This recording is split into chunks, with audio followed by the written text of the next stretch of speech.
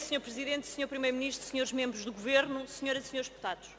Sr. Primeiro-Ministro, o Governo diz que o Orçamento de Estado para o próximo ano aumenta a despesa do Programa de Saúde em 239 milhões de euros. Embora se trate de um aumento de apenas 2,4, se lhe descontarmos a inflação para o ano 2018, que é de 1,4, chegamos à conclusão que o aumento real do Programa da Saúde será inferior a 80 milhões de euros. Já as transferências do Estado para o SNS sofrem, no próximo ano, uma redução de 0,6%, relativamente a 2017, com menos 51 milhões de euros. Mas se esta diminuição do financiamento para o setor da saúde é muito grave para os portugueses, ela não preocupa os seus camaradas de extrema-esquerda que deverão, pelo terceiro ano consecutivo, aprovar mais um orçamento que degrada os cuidados de saúde prestados às pessoas.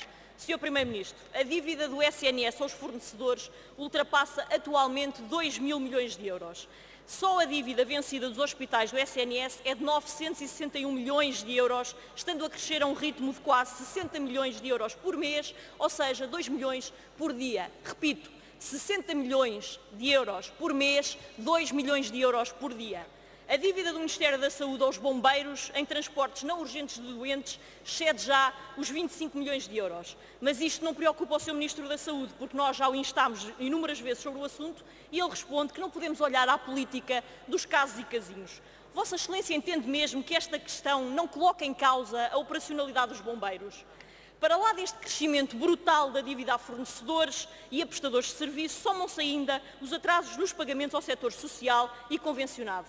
Para que não haja equívocos, Sr. Primeiro-Ministro, todas estas dívidas do SNS estão a aumentar avassaladoramente e é a prestação de cuidados de saúde aos doentes que está a ser posta em causa através das vossas erradas opções de desinvestimento e de cativações. E espero, Sr. Primeiro-Ministro, que a sua resposta não vá ser a que o Governo inscreveu uma dotação no Ministério das Finanças para garantir a sustentabilidade do SNS, porque sabemos todos que o pouco dinheiro disponibilizado não vai chegar para pagar a dívida que o senhor já acumulou.